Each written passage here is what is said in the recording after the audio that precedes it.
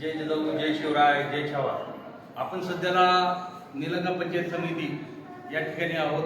सध्याला या ठिकाणी आपण बघू शकतो की ह्या संविधानाची विटंबना ह्या पंचायत समितीचे BDO साहेब असतील यांचं तर लक्ष नाही, पण इथल्या अधिकाऱ्यांचं सुद्धा लक्ष नाही. त्यासाठी आपण सध्याला पंचायत समिती निलंगा या ठिकाणी आलेलो आहोत व या ठिकाणी जे निष्काळजी करणारे BDO साहेब असतील किंवा पंचायत समितीचे अधिकारी असतील यांच्यावरती प्रशासनाची वचक राहिलेली नाही.